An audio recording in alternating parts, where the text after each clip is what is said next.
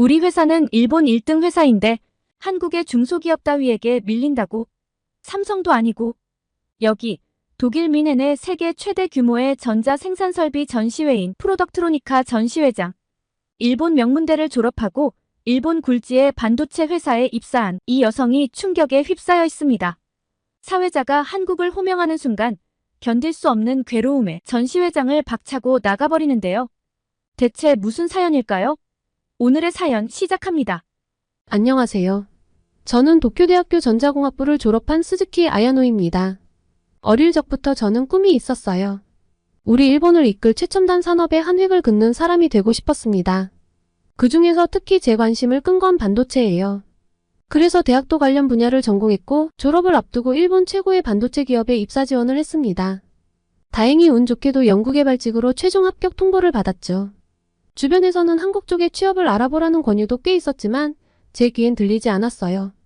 한국이 반도체 분야에서 앞서 나가는 건 알지만 제게 있어서 한국은 끌어내려야 하는 나라일 뿐이었거든요. 삼성 같은 한국 회사에 취업을 알아보는 선배들을 보며 저는 한심하다고 생각했습니다.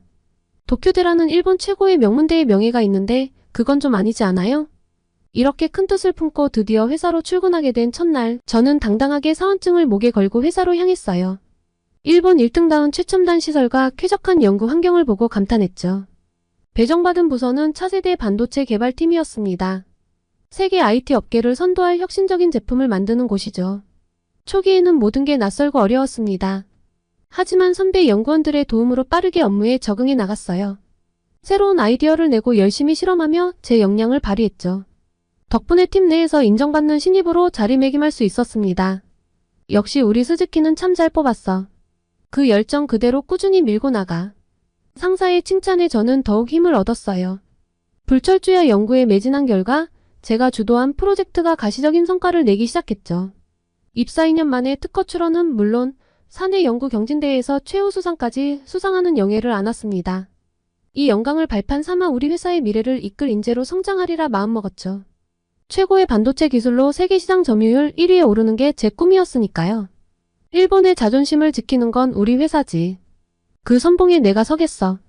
하지만 그때까지만 해도 전 몰랐습니다. 한국의 작은 회사 하나가 업계의 판도를 뒤흔들 만한 잠재력을 갖고 있다는 사실을요. 머지않아 고영이라는 이름이 우리 앞에 드리운 그림자로 다가올 줄은 그 누구도 예상치 못했습니다. 에이, 한국 기업이라고? 우리 앞에 넘사벽이 있을까봐. 회식 자리에서 동료들과 대화를 나누던 중 고영 테크놀로지가 화제에 올랐습니다. 한국의 중소기업이 최근 발표한 3D 반도체 검사 장비 기술력이 상당하다더군요. 하지만 우리는 절대 넘볼 수 없는 존재라 생각했죠. 그런데 얼마 지나지 않아 충격적인 소식이 들려왔어요. 미국의 굴지의 고객사가 우리 회사의 고영의 검사 장비와 동일한 성능의 제품을 요구했다는 거였습니다. 회의실에 긴급 소집된 우리는 할 말을 잃었죠. 고영의 기술력이 이 정도일 줄이야. 우리가 그동안 너무 안일했던 걸까요? 자존심은 상했지만 냉정히 현실을 직시해야만 했습니다. 스즈키, 자네가 고영의 기술을 좀 더 파헤쳐봐.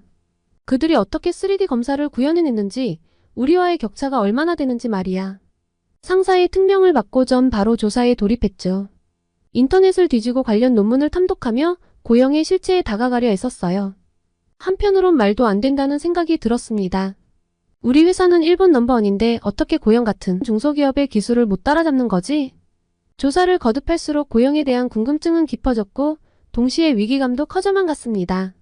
그들은 어떤 독자적인 기술로 경쟁력을 확보한 걸까요? 열심히 조사한 결과 고영의 기술력을 어느 정도 파악할 수 있었습니다. 부장님, 고영에 관해 중요한 정보를 알아냈습니다. 그들은 우리와 비교도 안 될 만큼 앞선 3D 검사 알고리즘을 개발해냈다고 하네요. 업계에선 게임 체인저로 평가하고 있어요. 뭐라고? 우리 입장에선 황당한 소리군. 하지만 이대로는 안 되겠어. 인정할 건 인정해야겠지. 거기까지 발전해 있는 줄은 모르다니 타이밍이 늦었네. 우리는 하루빨리 대응 전략을 세워야 해. 상사의 말씀에 격하게 고개를 끄덕였지만 마음 한켠이 쓰려왔습니다. 그동안 일본 전자업계를 이끌어온 우리의 자부심이 무너질까 두려웠던 것 같아요. 아니야, 이건 분명 일시적인 위기일 뿐이야. 우리에겐 충분한 역량이 있어. 반드시 이 난간을 돌파하고 말 거야. 그렇게 다짐하며 저는 새로운 기술 개발에 박차를 가했습니다. 고영이라는 복병을 만난 이상 두 팔 놓고 있을 순 없었으니까요. 하지만 그들의 기술력은 상상 이상이었고 저는 점점 벽에 부딪히고 있었습니다. 스즈키, 이번에 독일 미넨에서 열리는 프로덕트로니카 전시에 들어봤어? 이번에 우리 회사도 참가하기로 했어. 자네가 핵심 멤버로 투입될 거야. 상사의 말씀에 저는 가슴이 설렜습니다. 프로덕트로니카는 전자 제조 분야의 세계 최대 박람회죠. 전 세계 900개 기업이 참가한다니 거기서 우리 일본의 기술력을 알릴 절호의 기회였어요. 무엇보다 고영을 누르고 업계 1위로 우뚝 서는 전환점이 될 거라 믿었습니다. 전시회를 앞두고 저는 개발팀을 진두지휘하며 새로운 제품 개발에 몰두했죠. 고영의 3D 검사 기술을 넘어서는 혁신적인 솔루션을 내놓기 위해 밤낮으로 연구에 매진했어요. 팀원들도 한마음으로 불철주야 노력했습니다. 해냈다. 이 기술이라면 고영을 충분히 따돌릴 수 있어. 드디어 프로토타입이 완성되었고 우리는 자신감에 차올랐죠. 이제 남은 건 전시회에서 우리의 저력을 보여주는 일이었어요. 현지에 도착한 우리는 부스 설치를 시작했어요. 전 세계 900여 개 업체가 참가한 거대한 전시장, 그 한가운데 우리 회사의 부스가 우뚝 섰죠. 저 많은 관람객이 우리 기술에 감탄하겠지? 저 부스 봐. 일본이 최고야. 개막 첫날 우리 부스에 관람객들이 몰려들기 시작했어요. 더 많은 사람들이 우리 제품에 관심을 보이는 듯 했죠. 그런데 이게 웬일일까요? 인파가 한쪽으로 쏠리는 게 아니겠어요? 고개를 돌려보니 웬 작은 부스가 북적이고 있었고 그곳에 고영 테크놀로지라는 간판이 걸려 있었습니다. 뭐지, 갑자기 저기는 왜 저렇게 인기가 많아? 씁쓸한 표정으로 중얼거렸죠. 그때 고영 부스에서 환호성이 터져나왔어요. 사람들이 그들의 시연에 열광하고 있었던 겁니다. 불길한 예감에 휩싸인 채 고영 부스로 다가갔죠. 그리고 보게 된 광경에 전 충격을 금치 못했어요. 그들이 선보인 신제품은 기술력 면에서 우리를 압도하고 있었던 거예요. 말도 안 돼. 이건 우리도 상상 못한 성능이잖아. 우리가 개발한 건 저것에 비하면 장난감 수준인데. 머리가 하얘지는 느낌이었습니다. 고영이 업계의 판도를 뒤엎을 혁신적인 기술을 내놓은 거죠. 반면 우리는 여전히 한 걸음 뒤처져 있었어요. 상사와 동료들의 낙심한 표정이 눈에 밟혔죠. 회사의 위상이 흔들리는 것 같아 절망적이었어요. 이대로 고영에 밀리고 마는 건가? 자괴감에 빠져들 때쯤 이번 전시의 글로벌 기술상을 발표하겠습니다. 축하합니다. 고영 테크놀로지. 사회자의 목소리가 울려 퍼지더군요. 순간 머리가 띵해졌습니다. 기술상마저 고영에게 돌아간 거였죠. 일본을 대표하는 우리 회사가 이런 굴욕을 겪다니 꿈이라면 좋으련만. 동료들과 저는 무거운 발걸음으로 숙소에 돌아왔습니다. 모두의 얼굴에서 생기가 사라졌죠. 한국의 작은 회사에 완패한 것이 자존심 상하면서도 그들의 우수성을 인정하지 않을 수 없었습니다. 스즈키, 자넨 어떻게 생각하나? 글쎄요. 분명 우린 최선을 다했어요. 근데 고영은 우리의 상상을 뛰어넘더군요. 이 분야에서 정말 혁신적인 걸음을 내디딘 것 같아요. 암담하기는 하지. 이러다 우리 회사가 샌드위치 신세가 되는 거 아닌가 모르겠어. 일본 반도체 업계의 자존심인 우리가 위기에 처한 상황. 앞날이 캄캄할 뿐이었죠. 고영이라는 복병을 쉽게 볼 순 없겠지만 어떻게든 이 난국을 타개해야만 했어요. 그리고 전시회에서의 충격이 가시기도 전에 우리 회사에선 후폭풍이 몰아치기 시작했습니다. 고영에 밀린 충격으로 침울한 분위기가 감돌았죠. 경영진에선 사태의 심각성을 인지하고 대책 마련에 나섰습니다. 전 이대로는 안 된다는 생각에 사내 게시판에 글을 올렸어요. 고영을 따라잡기 위해 우리 모두가 위기의식을 갖고 혁신에 매진해야 한다고 역설했죠. 스즈키 말이 맞아. 고영의 한 수 배운 셈이야. 자만은 금물인데 우리가 어리석었어. 그들의 장점을 배워야 해. 상사의 적극적인 반응에 고무된 저는 관련 부서들과 머리를 맞대기 시작했어요. 기술 교류회, 세미나 등을 통해 고영을 면밀히 분석하고 배울 점을 찾아나갔죠. 최고 기술을 향한 갈증으로 불타올랐습니다. 며칠 뒤 한국 회사에서 근무하는 제 대학 선배인 다나카 씨에게 연락이 왔어요. 스즈키 씨, 우리 좀 만나 이야기 좀 나눠볼 수 있을까요? 고영 테크놀로지 얘기인데 중요해요. 호기심에 다나카 씨를 만났죠. 그는 씁쓸한 표정으로 운을 뗐어요. 스즈키 씨, 우리 반도체 기술 수준이 20년 전에서 한 발짝도 나가지 못했대요. 고영은 물론 삼성 등 한국 기업들이 세계 시장을 주도하고 있는데 우린 여전히 과거에 안주하고 있다는 게 세계의 평가야. 충격적인 발언이었죠. 우리가 그동안 위기의식 없이 현실을 직시하지 못했다는 걸 절감했어요. 다나카 씨의 이야기는 계속되었습니다.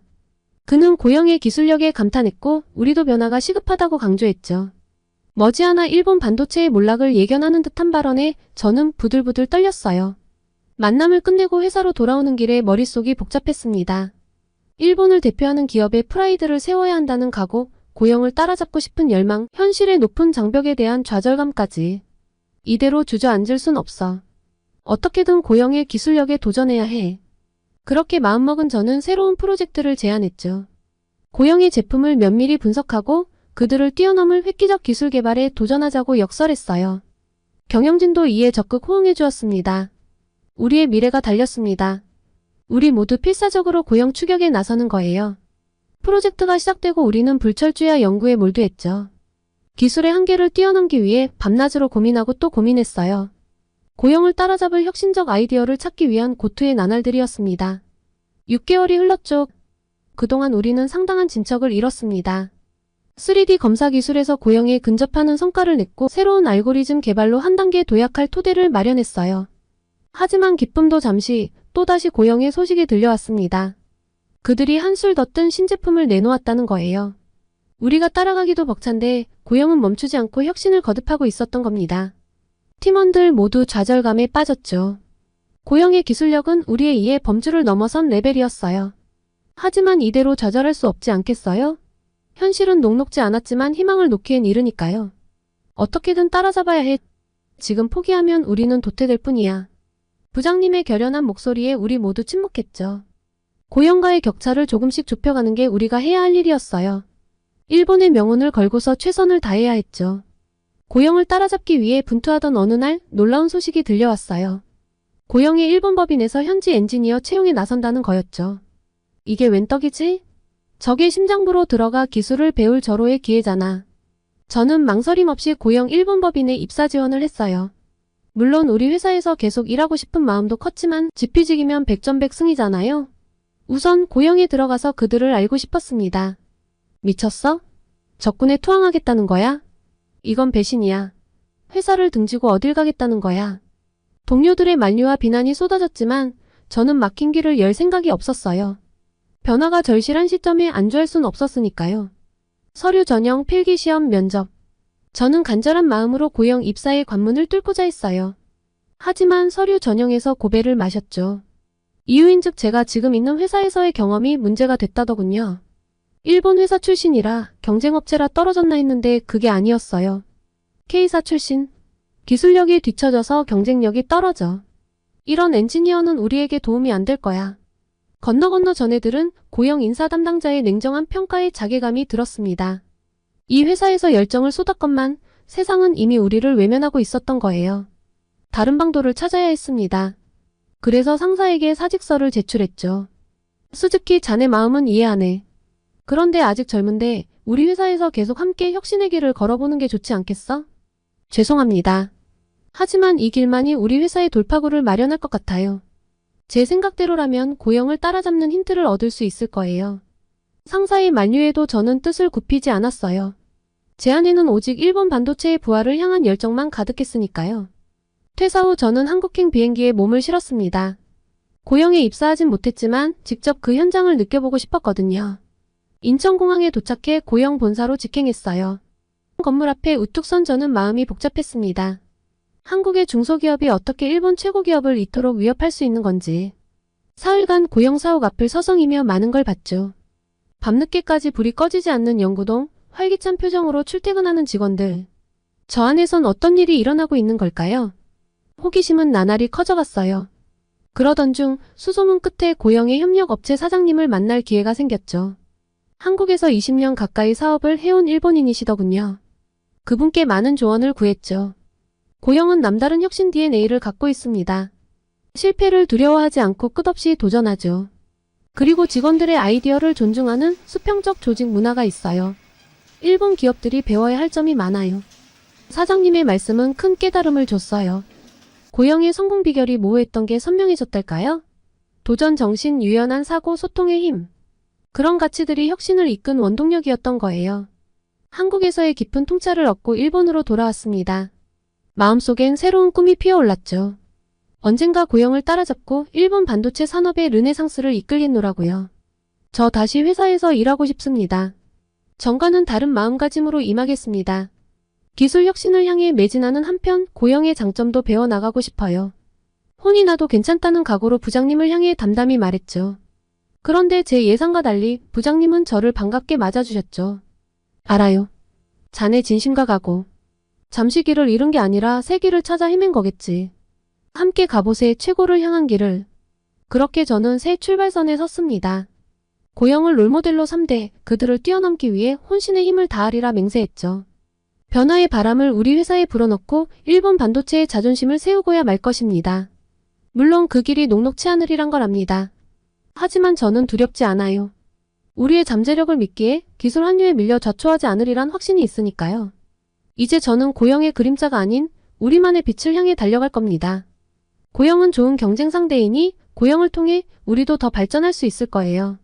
저희에게 좋은 자극제이자 롤모델인 고영과 함께 동반 성장할 수 있으리라 생각합니다. 한국 분들도 우리만의 색을 찾아나가는 이 여정을 응원해주세요. 한국에서 정말 되겠어? 일단 가보자. 우리에게 남은 선택지는 한국행밖에 없어.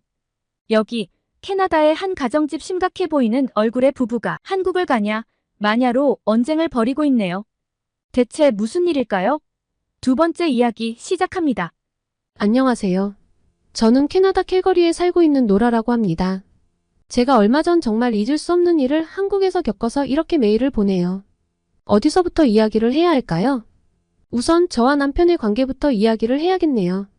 저희는 좀 특별한 부부예요. 저희 둘 다 학창시절에 부모님께서 일찍 돌아가시고 좀 힘들게 살아왔거든요. 부모님께서 남겨주신 재산이 있어 다행히 경제적으로 엄청 힘들진 않았는데 아무래도 의지할 곳이 없다는 데서 오는 외로움이 참 컸습니다. 다행히 회사 동료였던 남편을 만났고 거울을 보듯 똑같은 아픔과 외로움을 가진 남편에게서 저는 큰 위로를 받았어요. 그리고 저희는 조금 일찍 결혼을 했습니다. 24세 결혼을 했으니 일찍 하긴 했죠. 캐나다는 결혼을 빨리 하는 편이 아니거든요. 30대는 훌쩍 넘겨야 하는데 결혼을 일찍 한다고 하니 주위 친구들 걱정이 많았어요. 좀 더 사람을 만나보고 하지 그러니 같은 이야기가 많았죠. 남일에 참견하기 좋아하는 친구들은 같은 아픔이 있는 건 장점이 아니라고 너랑 반대되게 양쪽 부모님이 다 살아계신 분과 해야 하지 않겠냐고 하는 경우도 있었지만 저는 한 귀로 듣고 한 귀로 흘렸습니다. 제가 성장 과정에서 느낀 외로움을 누구보다 잘 이해해주는 남편이고 또 제가 든든함을 느낄 수 있도록 일도 열심히 해서 회사에서 누구보다 인정받는 걸요. 그거면 된 거 아닐까요? 그리고 전 정말 행복했습니다. 같이 손잡고 퇴근할 사람이 주말에 취미를 공유하고 집에서 이야기를 나눌 사람이 있다는 게 얼마나 좋았는지 몰라요. 가끔 다툴 때도 있었지만 금방금방 풀렸죠. 그렇게 심각하게 다퉈본 적도 없었고요. 둘 다 이런 가족의 소중함을 알기에 서로 배려해서 더 잘 살았던 것 같아요. 그 일이 있기 전까지는요. 가장 기쁠 때 가장 큰 불행이 찾아오니 기쁨을 너무 티내며 살지 말라는 말을 책 어딘가에서 봤던 것 같은데 그 말이 진짜인가 봐요. 어느 날부터 남편이 컨디션이 영 좋지 않더라고요. 자꾸 피곤해하고 혈색도 별로고요. 남편이 좀 힘들어하니까 저도 따라서 걱정이 많이 되었습니다. 인터넷으로 좋다는 영양제들을 사서 이것저것 먹여봤는데 별 효험이 없었어요. 주말에 푹 쉬면 좀 좋아지는 듯 했는데 주중에 출근을 하면 다시 도루묵이 되는 나날이 반복되었죠. 음식도 좋은 걸 해서 먹이고 영양제도 사다 먹이고 회사에서 퇴근하면 푹 쉬게 해줬습니다. 그런데 참 이상했습니다. 자꾸 머리가 아프다는 거예요. 타이레놀을 먹으면 좀 좋아지지 않을까 싶어 약을 줘도 좋아질 기미가 없었습니다. 그럼 일반적인 두통은 아니겠죠. 그리고 메스꺼움을 느껴서 한 번씩 구토를 하기 시작했습니다. 이와 함께 온화하고 이해심 많던 성격도 조금씩 짜증이 좀 심해지기 시작했어요. 처음엔 예민해진 남편을 이해하지 못해서 같이 싸우기도 했는데 생각해보니 너무 이상했죠. 제가 아는 남편은 아프다고 제게 신경질을 부릴 사람이 아니었거든요. 그래서 병원에 가봐야겠다는 생각을 해봤습니다. 생각만 해도 한숨이 나오더라고요. 남편 때문이 아니라 병원 때문에요. 사실 캐나다 사람들은 병원을 잘 안 가려고 해요. 가봤자 웬만하면 쉬라고 하거나 타이레놀, 에드빌 정도만 처방하니 별 소용이 없고 오래 기다려야 한다가 기본적인 마인드거든요. 그래도 남편이 뭔가 이상한 것 같은데 가만히 있을 수 없죠. 우선 패밀리 닥터를 찾아가기로 했습니다. 남편이 머리가 아프다고 하고 구토를 하는데 왜 전문 병원에 가지 않고 패밀리 닥터를 찾아가냐고요? 캐나다는 전문의를 바로 만날 수 없습니다. 좀 과장을 하면 하늘의 별 따는 수준이에요. 패밀리 닥터를 통해 문제가 있다는 걸 확인하고 추천서를 받아 전문의 클리닉에 다시 예약을 잡고 방문해야 하거든요. 한국분들 한숨소리가 여기까지 들리네요. 맞아요. 이게 정말 대장정입니다. 진짜 응급이 아닌 이상이야 몇 개월씩 걸리는 과정이죠. 그래도 내 몸에 대한 세부적인 내용들을 잘 알고 그간 치료를 해온 히스토리를 잘 아는 패밀리 닥터가 있으면 좋지 않냐고 생각하실 텐데요. 아주 큰 단점이 있습니다. 이 패밀리 닥터가 추천서를 잘 안 써줘요. 별일 아닌데 써주면 패밀리 닥터와 전문의 클리닉 사이 관계가 좀 껄끄러워진다나요? 그래서 제가 전문의를 보고 싶어도 패밀리 닥터가 거절하면 볼 수가 없습니다. 저는 이걸 잘 알고 있었기 때문에 남편이 병원에 가서 진료를 볼 때 패밀리 닥터가 전문의 추천서를 안 써줄 수도 있으니 강력히 어필을 해야겠다고 생각했어요. 그런데 어필을 할 일이 없더군요. 패밀리 닥터가 전문의를 빨리 보게 해줬냐고요? 아니요. 패밀리 닥터 병원에 예약을 하려고 했는데 전화를 받질 않는 거예요. 회사에서 중간중간 계속 전화를 걸었는데 아예 받질 않아서 속이 터져나갈 것 같았습니다. 그 사이 남편은 특히 아침에 머리가 아프다고 엄청나게 괴로워하고요. 그리고 앞이 좀 잘 안 보인다는 거예요. 패밀리 닥터 예약을 기다리다가 사람 잡겠네 싶어서 워크인으로 방문할 수 있는 병원을 찾았습니다. 대기가 좀 덜하고 좀 규모가 있는 병원을 열심히 찾아 회사에 휴가를 내고 방문했습니다. 접수를 하고 1시간 반 정도 기다렸을까요? 드디어 의사를 만났습니다. 의사가 이야기를 듣더니 엑스레이를 찍어보자고 하더라고요. 그리고 저희는 집에 왔습니다. 한국분들은 이 대목에서 황당하실 거예요. 엑스레이 찍고 판독을 하고 이상이 있나 없나 들어야지 왜 그냥 와? 하실 텐데요. 엑스레이 찍는 날짜를 예약했어요.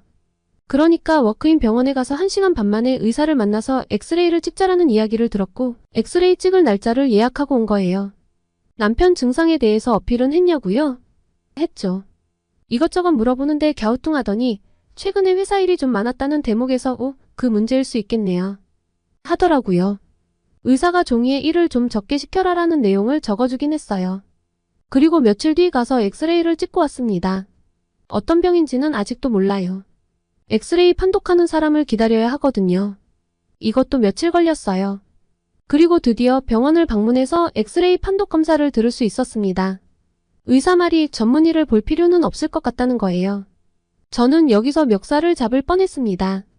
지속적인 두통과 메스꺼움은 뇌에 문제가 있을지도 모른다는 정보를 인터넷에서 찾았었기 때문에 뇌 CT나 MRI 촬영을 해야 하겠다고 생각을 했는데 전문의를 볼 필요가 없다니요. 눈에 보이는 게 없더라고요. 생 난리를 쳐서 드디어 전문의를 만나게 되었습니다. 물론 전문의를 만나 MRI 촬영을 하기까지 2개월을 기다렸어요. 당장 무슨 마비가 일어나지 않는 이상 빨리 검사를 받을 순 없거든요. 그래도 우선 원하던 검사를 하게 될 수 있어서 다행이라고 생각했죠. 이제서야 좀 차분해지는 느낌이었습니다. 여기까지 보신 분들은 제가 너무 예민하게 군 것 같다고 생각하시는 분들도 계실 거예요.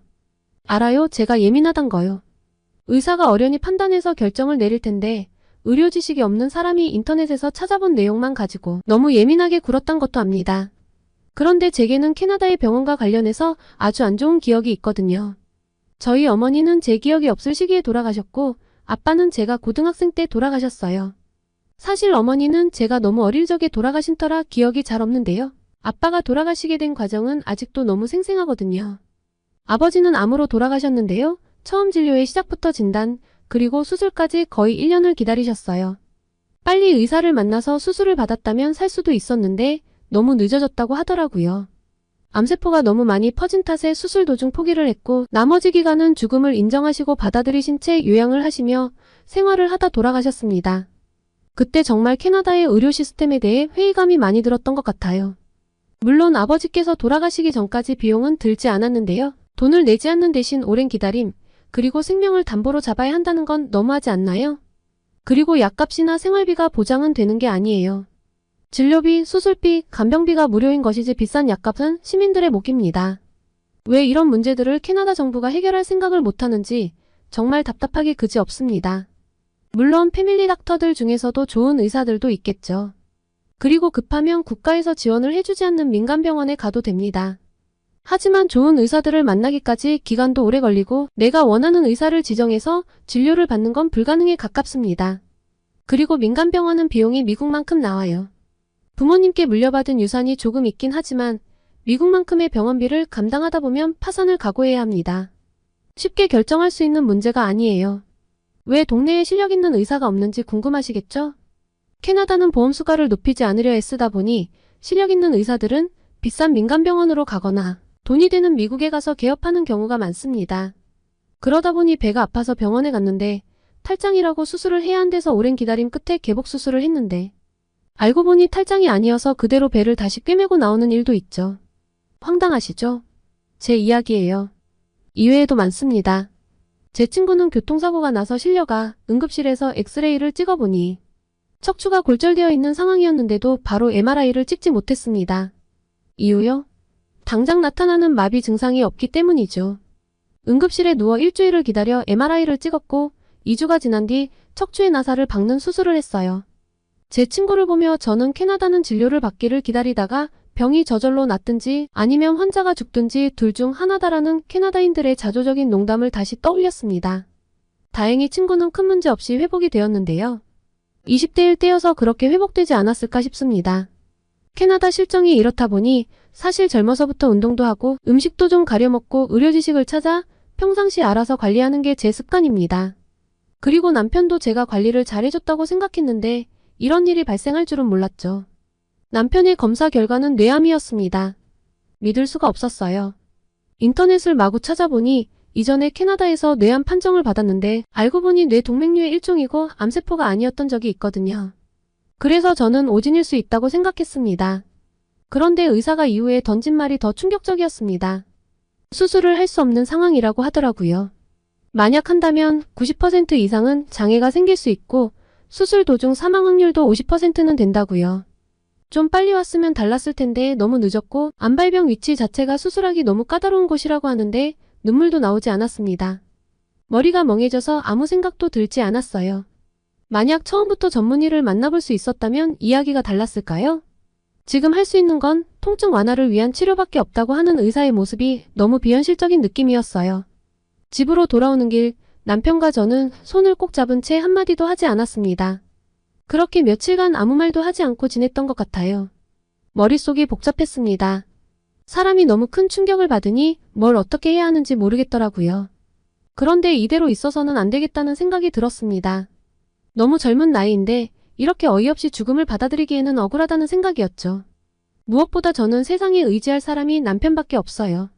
친척들이 있긴 하나 너무 멀리 살고 아주 가깝지도 않아 사실상 남편이 없다면 저는 이 세상에 혼자 남게 됩니다. 남편이 없다면 전 더 이상 살아갈 의미가 없는데 무슨 짓이라도 해봐야 하지 않을까 싶었죠. 민간요법이라도 써보자는 생각에 인터넷을 열심히 찾다가 저는 한 기사를 발견했습니다. 10년 전쯤 캐나다의 70대 노인분이 악성 종양으로 캐나다에서 치료 방도가 없다는 통보를 받았는데 한국에 가서 수술을 받고 목숨을 건졌다는 기사였습니다.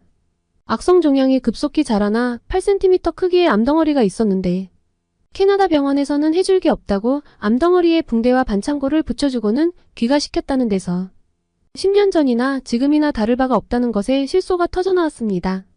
이분도 패밀리 닥터 의사를 통해 8주나 기다려 전문의를 만났지만 들은 말이 치료가 불가능하다는 진단을 받았다는 데서 저희와 비슷한 상황이었어요. 아니, 이분이 좀 더 심하게 느껴졌습니다. 이분은 당시 종양이 내부 조직이 밖으로 노출된 데다 감염까지 진행되었으니 저희보다 더 심각했죠. 부인분이 한국인이어서 한국 병원으로 바로 가야겠다고 결심했다고 하시더라고요. 한국에 가서 수술을 받고 20cm의 암 조직을 성공적으로 제거할 수 있었고 사기암이 완치되었다는 기사를 읽고 저는 한 줄기 희망을 발견한 느낌이었습니다. 한국에 가지 않을 이유는 단 하나도 없었죠. 비용도 알아보니 캐나다 민간병원에 비해 훨씬 저렴하더라고요. 외국인이라 의료보험이 적용되지 않은데도요. 한국에는 연고도 없고 평상시 한국분들과 교류가 전혀 없어 어떻게 한국 병원을 찾고 한국에 가는지가 걱정이었죠. 고심 끝에 캐나다의 한인 커뮤니티에 도움을 요청했습니다. 그리고 저는 한국분들의 따뜻함에 큰 감동을 받았어요. 마치 자신의 일처럼 걱정해 주시고 또 캐나다 의료 시스템 문제에 대해 분노해 주시면서 한국에서 어떻게 하면 좋은 병원을 찾을 수 있는지 어떤 의사가 좋은지 적극적으로 추천해 주셨죠. 그리고 하나같이 한국에 가면 빠르게 진료를 받을 수 있다고 하시더군요. 찾아보면 찾아볼수록 한국 의료 시스템은 완벽에 가까운 모습이었습니다. 누구나 100% 만족하는 시스템이란 존재하지 않겠지만 적어도 한국은 국민들을 위한 의료체계를 가지고 있다는 생각이었어요. 비행기 안에서 저희는 계속 희망을 이야기하며 한국에 가니까 우리는 분명 웃으며 돌아올 수 있을 거라고 끊임없이 자기 세뇌를 했습니다. 그리고 한국분들의 추천을 통해 방문한 송파구에 있는 병원은 놀라웠습니다. 크기와 시설 갖추고 있는 의료 장비도 놀라웠는데 가장 놀라운 건 속도였죠. 가자마자 응급 MRI를 찍었고 다음날 바로 결과를 들을 수 있었습니다. 뇌종양인데 우측 전두엽 쪽에 있어서 빠른 시간 내에 수술이 가능하다고 하더라고요. 물론 크기가 커서 만만치 않고 부작용으로 편마비가 올 수도 있지만 너무 큰 걱정을 하지 말라고 하시는데 그제서야 눈물이 나왔습니다. 캐나다에서는 절망으로 울 기운조차 없었는데 한국에 와서야 희망을 발견하고 마음을 놓아서 그럴까요? 너무 부끄럽게도 대성통곡을 하고 말았습니다. 의사 선생님께서는 젊은 사람이 이런 병이 생겨서 놀랐겠다며 너무 걱정하지 말라고 했어요. 수술이 4시간 반 정도 걸릴 건데 오래 걸린다고 걱정할 필요 없고 믿으라고 해주셨고요. 그런데 정말 큰 걱정이 안 됐습니다. 한국에서도 큰 병원으로 손꼽히는 곳으로 갔기 때문일까요? 수술 당일날도 일사불란하고 체계적으로 움직이는 모습에 느려 터진 캐나다의 의료진들이 겹쳐 보였습니다. 한국으로 오길 너무너무 잘했다 싶었죠. 그리고 믿음직한 의료진 덕에 남편 수술은 2시간 반 만에 끝났습니다. 그리고 남편 말로는 계속 섬세하게 상태를 체크해 주셨다고 해요. 의식은 명료한지 손과 발에 힘 빠짐은 없는지 말이죠. 그리고 저녁에 수술해주신 의사 선생님을 만날 수 있었습니다. 육안으로 보이는 악성 종양은 모두 제거가 되었고 운동신경계 2mm 앞까지 굉장히 타이트하게 절제했지만 지금 회복되는 걸로 봐서 우려했던 편마비 문제도 없을 거라고요. 정말 감사하다는 말로는 이 감사함이 다 표현되지 않는 것이 안타까울 뿐이었어요. 그리고 캐나다에서는 그렇게 어려운 CT나 MRI 촬영이 한국에서는 정말 쉽다는 걸 눈앞에서 보니 믿어지지 않았습니다. 중환자실에서 CT 촬영도 한 번 더 했는데 수술 후에 큰 부종이나 출혈이 있으면 심각한 상황이 발생할 수 있기에 임시적으로 찍는다기에 깜짝 놀랐어요. 진정한 선진국의 의료는 이런 거구나 싶었죠. 일반 병실에 올라와서 다시 MRI 촬영을 했어요. 혹시 뭔가 문제가 있나 해서 놀랐는데 수술이 잘 되었는지 출혈이나 부종은 없는지 잔존 종양 여부 등을 판단하기 위해 수술 후 다시 한번 찍는다고 하시더라고요. 그리고 계속 끊임없이 간호사분들이 체크해주시는 것도 감사했는데 저녁에는 꼭 수술해주신 의사 선생님이 오셔서 직접 상태를 확인해주시는 것도 정말 감사했습니다.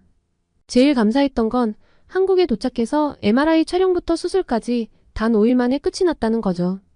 캐나다의 민간병원이나 미국으로 갈 것도 고려해봤는데 한국으로 오기 정말 잘했다는 생각밖에 들지 않았어요. 지금 남편은 어떠냐고요? 수술 이후 스테이플러 제거를 받았고 지금은 운동을 해도 된다고 해서 운동도 조금씩 하고 있습니다. 방사선 치료는 나이가 젊으니 우선 하지 말고 나중에 MRI 촬영을 한 번 더 하기로 했죠. 악성 뇌종양인 탓에 재발도 물론 신경 써야 하고 완벽하게 마음을 놓을 순 없지만 수술한 지 3개월이 다 되어가는 지금 아주 정상적인 생활을 하며 잘 회복을 하고 있습니다. 한국의 롯데월드도 가봤고 맛있는 한국 음식도 즐기고 있죠. 캐나다에 있었으면 꼼짝없이 죽음만을 바라봤어야 하는데 일상으로 돌아갈 수 있게 된 것이 정말 꿈만 같습니다. 이 모든 게 한국에 오지 않았다면 한국 의료진이 아니었다면 불가능한 일이겠죠. 소중한 남편을 살려준 한국 의료진분께 다시 한번 감사드리며 이렇게 좋은 의료 시스템 하에 살고 계신 한국분들이 정말 부럽다는 이야기를 전하고 싶네요. 캐나다도 하루빨리 한국을 따라 좋은 방향으로 변화를 했으면 하는 바람입니다. 오늘은 한국의 중소기업에게 밀렸다는 사실을 인정하지 못해 괴로워하는 일본 대기업 직장인의 이야기와 남편의 암 선고로 절망에 빠졌다가 한국에 와서 희망을 찾은 캐나다 부부의 이야기, 이렇게 2가지 이야기를 전달해드렸습니다. 오늘의 사연이 마음에 드셨다면 구독과 좋아요를 눌러주세요. 여러분의 구독과 좋아요는 계속해서 좋은 사연을 소개할 수 있는 힘이 됩니다. 이상 감동저장소였습니다.